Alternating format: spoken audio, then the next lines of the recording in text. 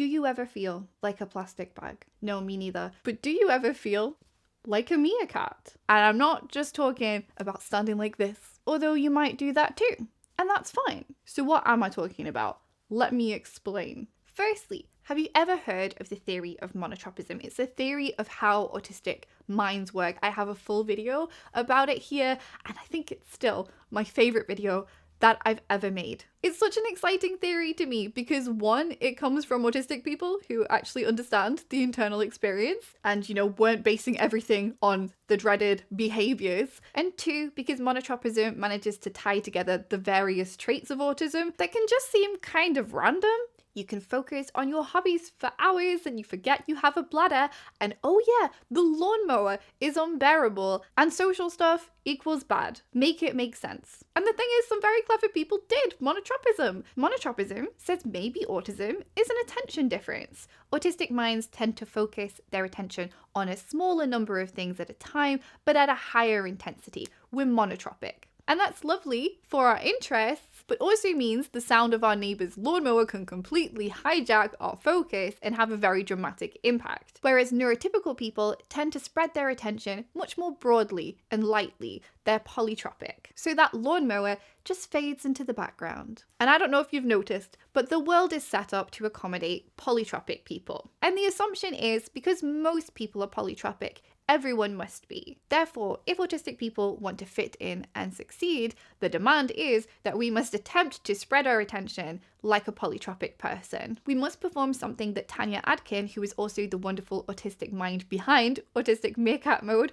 calls the monotropic split. A forced, unnatural splitting of focus that a lot of us must endure every day. At work, at school, maybe even at home, around family if they're not super accepting. And I love that phrase, monotropic split, because it sounds painful and difficult, which it is. It's a cognitive trauma. Your attention is being torn. And that's what masking is. I think monotropism generally does a beautiful job of explaining why socializing is often so difficult for us. During a social interaction, you have to perform this complex dance of listening to the other person, processing their words while also building a response in your mind, while also making sure your face isn't blank, while also decoding the ever-changing meaning in their face. What's my body doing right now? Where are my hands, my dreaded hands? Should I lean against this wall? No, that seems awkward. Am I making enough eye contact? Okay, they just looked away. Plus, while all this is going on, you're having to cope with the sensory environment that's swirling around your conversation. And don't even get me started on group conversations. And the issue is, we have monotropic minds. So we try to apply an intense, detailed focus to all of these layers of information. When I'm masking, it's like I can feel my mind juggling between these different streams of attention. A flash of intensity as I make eye contact with another person. Now I'm super tuned into the fact that they've just folded their arms. Now I'm on their words again. Now I'm painfully aware of my own face and the fact that I have a face. Because nobody truly has the cognitive capacity to apply this depth of attention to so many things at once. So understandably, we end up overwhelmed. In the short term, this might result in a meltdown and shutdown, maybe only once we get home and we feel safe enough to do that. Over the long term, we may have a mental health crisis and or end up in autistic burnout. And now you might be thinking, but when do we morph into meerkats though? Bear with me, or meerkat with me, should I say. We're almost there. There's still a lot of work to be done when it comes to studying and understanding autistic burnout. Autistic burnout is not a clinical diagnostic label. The first study on autistic burnout was published by another wonderful autistic mind, Dora Raymaker, but that was only in 2020, so it's all still very fresh. Dora identified the three main characteristics of autistic burnout: chronic exhaustion, loss of skills, and reduced tolerance to stimulus. Burnout can be triggered by a bunch of different life stresses that, in the words of Tanya Adkin, force us to perform polytropic tricks, like masking. When I hear the phrase autistic burnout, I imagine a dried out husk of a human, someone who has been drained by the demands of life, someone who has succumbed to the exhaustion and is unable to get out of bed. But what happens when you have to? What happens if you have to get out of bed? What if you're the parent of 3 children? What if you're a carer? What if you absolutely must go to work or you will lose your home? I mean, sometimes you still won't be able to do those things no matter how important they are, and you may end up in crisis. But sometimes you scrape yourself out of bed and you keep pushing, even though you're way beyond your capacity. This might even be because you don't realize you're in autistic burnout, especially if you haven't been diagnosed. Autistic people are notoriously bad at interpreting our own body's signals. It's called interoception. And yeah, it just makes sense. If you struggle to know when you're hungry, you're thirsty, when you need to use the toilet, you might not be best equipped to register when you're pushing past your cognitive limit. When I had my big explosive autistic burnout in my late teens, a very common and unoriginal time to have an autistic burnout, by the way, a lot of stress, a lot of decisions at that age. But I was so used to feeling uncomfortable every day in the sensory hell of school that I think feeling some kind of bad became my baseline. Stress was, and I think still is, to a large extent, pretty normal to me. And I didn't really notice that the pressure of exams was turning up the volume on that discomfort. I kept on forcing myself to study as close to constantly as I possibly could, because I'd feel bad anyway, right? Wrong. I ended up in a mental health mess and had to drop out when I was 17, after 2 years of complete hell. But I didn't feel it creeping up on me. I didn't realize it was happening until it was too late. Or maybe I did feel it, but I just ignored it because I was used to trying my best to ignore discomfort. I'm honestly in awe of people who know themselves well enough to say, it's time for a break. How can you tell? It's abstract. It's invisible. As I say, for many of us, discomfort and stress is kind of our normal. When does it cross the line and become too much discomfort and stress? One of the only things that's actually helped me with any of this, especially interpreting signals from my own body, is mindfulness and meditation. And so I couldn't have asked for a better sponsor for this video. This video is very kindly sponsored by Headspace. I've made it no secret that this time of year and my mental health are not friends. Currently, whenever I sit down to try and start writing a video, my inner monologue starts screaming insults at me. I'm useless and boring and slow, and this is all going to go away soon anyway because people will lose interest in me, and then throw in some insults about my physical appearance too, because apparently that's relevant to my ability to script videos. And again, one of the only things that has ever helped me with the mental health stuff is meditating. The issue is I find it very, very easy to let it slip. The days go by so fast and I forget it's even a thing. But with Headspace, you can do 3 minutes. You can even do 1 minute meditations. So if you have a moment in your day where you feel like your nervous system is in the blender, your family has started talking politics at the dinner table, and your faith in humanity has taken a beating, in those moments, you can get into a habit of reaching for your phone and doing a short meditation to bring you back to peace. Having the app is so useful to me because there's just no way I would be consistent without guided meditations. And Headspace have a meditation for basically everything you could possibly imagine. There's one for brushing your teeth, there's one for washing your face, a whole course for befriending your own body, a course for creativity, an entire self-acceptance and pride section. There's even a meditation for managing social anxiety during the holidays. And welcome to this boundary setting practice that can support you in preserving your personal space during the holidays. I mean, yes. Yes, please. I love their soundscapes when I'm trying to concentrate on scripting and block out those nonsense thoughts. My favorites are Campfire Crackle, a new one called Glacier Waterfall, and also Cabin Downpour. Nighttime is when I'll do a longer meditation, usually a 20-minute body scan meditation with Dora. I love her voice. Just feeling the body and the movement of the breath,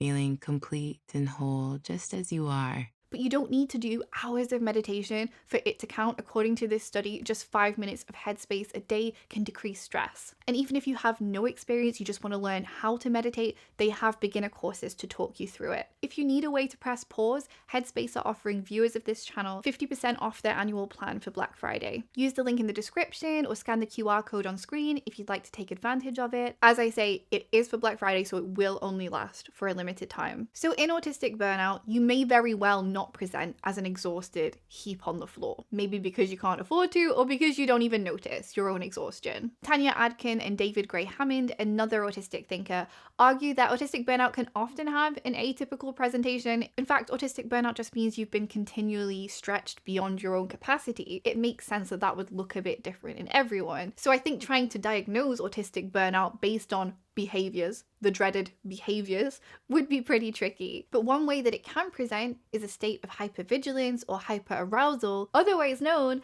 as autistic meerkat mode. This is of course not a medical term or a diagnosis. I can't diagnose you as a meerkat. I am so sorry. It's just a term that Tanya Adkin coined to describe an experience they've been through firsthand and have also witnessed in other autistic people. And I think it's wonderful that the internet has given us the ability to discuss what it feels like to be us with literally like-minded people all over the world. And we're coming up with terminology to help us explain what we go through. So in meerkat mode, you might not actually feel tired at all. You might not have the desire to rest. You might be constantly alert, scanning the environment for danger. And Tanya Adkin says, as a monotropic person who thrives in these deep flow states, your mind might be constantly searching for something to latch onto. But because you're so cognitively overloaded, it might be more difficult for you to access hyperfocus. And you might really want to engage in your interests, but be too on edge to reach your usual momentum. And this is really frustrating because that's often recommended as one of the best ways for us to recover from this monotropic split and regulate our nervous systems, engaging in our interests, which are usually a very comforting, safe space for us. I used to love coming home and sitting on the computer and forgetting that I had a body. You might also feel like you've lost skills that you once had, which can be really distressing. In my personal experience though, that has always been temporary. When I'm burnt out, I do feel very different cognitively. I panic about being asked to do minor tasks that would usually be fine. I'm never great with decisions, but I start to find them unbearable. Life starts to feel scrambled and fragmented and very fast. Like my brain is, for some reason, responding to the exhaustion by speeding up, which then makes it very hard to rest. And even if you're physically still, your brain might continue surveying, processing, keeping watch. So you might find yourself more sensitive and reactive to the sensory stuff. You might find yourself stimming more, especially big movements like rocking. And you might constantly want to be around your safe people to help you regulate your nervous system. And this can end up looking a bit like the whole anxious attachment style thing. That's definitely the case for me. I hate being alone and I love being with my safe people. And if all of this sounds like a trauma response, I suppose that's because, again, it is. Your brain is trying to keep you safe from overload from this whole monotropic split thing. I think it is important to say there is a lot of crossover with other mental health conditions here. You may very well be simultaneously depressed and burnt out. The depression could even be a result of the burnout. If you're in a bad place right now, please seek help. Don't just write yourself off as a meerkat. You're not doomed to constantly have poor mental health just because you're autistic. Autistic people can have mental health conditions too. Meerkat mode and or autistic burnout can also involve something that Tanya Adkin and David Gray-Hammond call the monotropic spiral. Autistic people have a tendency to perseverate, get stuck on one thing, get stuck on loops, and unfortunately it's quite easy to become stuck on a loop of negative and or distressing thoughts. David and Tanya say this monotropic spiral can often be centered on the thing that caused your autistic burnout in the first place. For example, during the pressure of my exams in my late teens, I became stuck on thoughts like,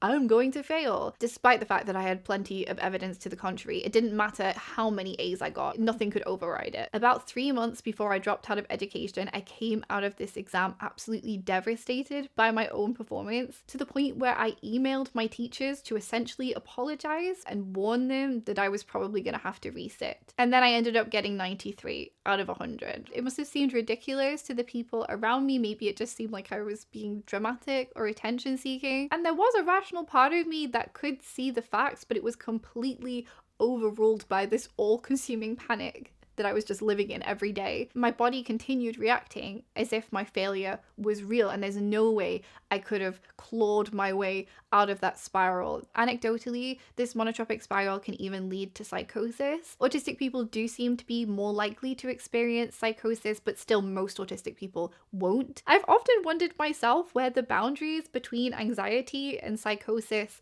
lie. I know my anxiety is often delusional. I live in this distorted perception of reality where doom is inevitable. The universe has already decided my fate and I'm just waiting for everything to fall apart according to the prophecy. Again, I guess at the same time there is a rational part of me that knows that isn't true, but my nervous system continues acting as if it is true, which is really not helpful. So yeah, in a way it may as well be true. In my big burnout, I spent a lot of time on the kitchen floor in the middle of the night. I don't know why I was in the kitchen. I guess I was trying not to wake anyone up, with my knees tucked up to my chest, feeling like the world was this very dark and scary place looming over me. I'd look around and, even the outline of the fridge in the dark would seem ominous to me. I guess I wasn't hallucinating. I was just warped by being in this constant fight or flight. Everything felt like a threat. So what can we do when we're panicking, spiraling meerkats? The main piece of advice is always to reduce demands,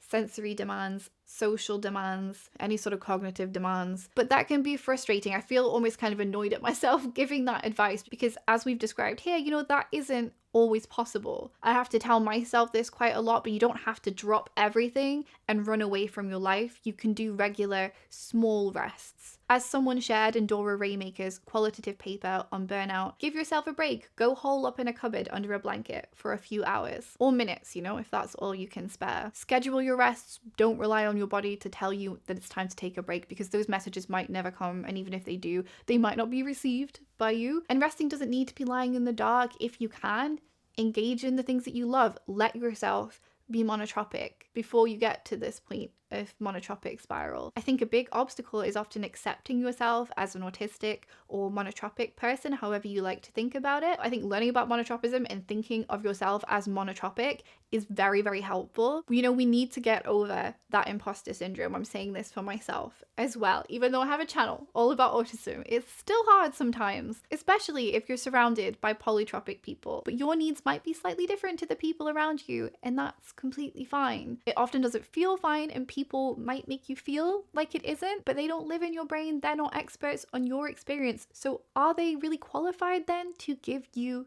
advice? Personally, crazy thought, I think protecting yourself from a mental health crisis is good.